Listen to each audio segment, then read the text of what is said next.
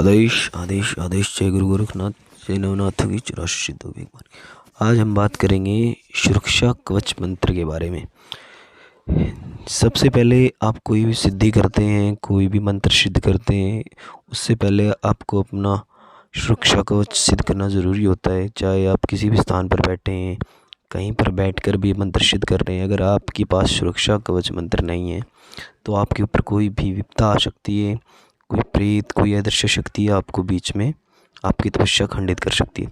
तो अगर आप कोई भी भक्ति करते हैं, शाबर मंत्र सिद्ध करते हैं या अन्य कोई भी सिद्धि करते हैं, तो सबसे पहले कवच मंत्र आपके पास अवश्य होना चाहिए, जो कि मैं यहाँ आपको बताऊँगा।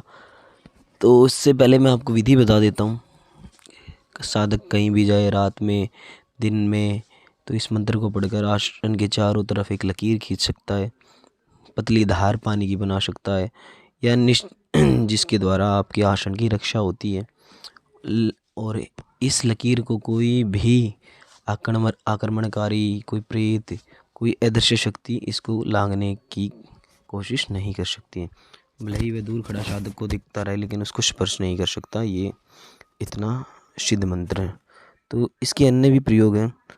स्थान दोष निवारण हेतु भी आप इसका प्रयोग कर सकते हैं। सबसे पहले गिनती करके आप अपने जैसे घर में कितने कमरे हैं, कितने स्टोर हैं, रसोई हैं कितनी हैं, सब कुछ अगर घर की सुरक्षा करना चाहते हैं तो उसकी भी विधि मैं आपको बता देता हूँ। दरवाजे चौखट जितनी भी आपकी उन्हें गिनती कर ले और उतनी ही लोहे की कील आप ले लें और साथ में एक मुट्ठी उड़द की दाल।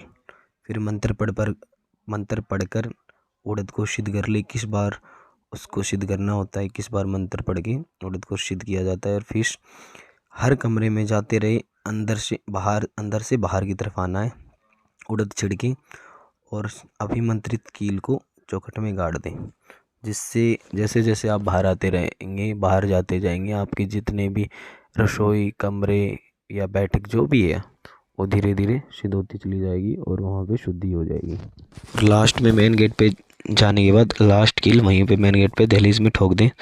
और या एक बात का आपको विशेष ध्यान रखना है कि अंदर से बाहर की तरफ जाते समय जो मंत्र आपको बताऊंगा उसका अभंग पाठ करते रहना है। बीच में मंत्र बंद नहीं होना चाहिए, नहीं तो आप पर भी इसकी दिक्कत आ सकती है। तो धीरे धीरे उस मंत्र का जाप करते रहे, अंदर से उड़द फेंकते रहे और कील ठोकते रहें और इसका आप प्रयोग कर सकते हैं। तो मंत्र मैं आपको बता देता हूँ, नीचे डिस्क्रिप्शन में भी मंत्र को दे दूँगा। ओम नमो आदेश गुरुवन को, ईश्वर वाचा अजरी बजरी बाडा बजरी, मैं बजरी बांधा दशो द्वार छुआ, और के घालो तो पलट हनुमंत वीर उसी को मारे। पहली चौकी गणपति की, दूजी चौकी हनुमंत की, तीजी चौकी में भैरव, चौथी चौकी देत रक्षा करन की आवे। श्री नरसिंह देव जी शब्द साचा, पिंड कांचा, पूर्व मंत्र ईश्वरी वाचा। तो मंत्र इस प्रकार है।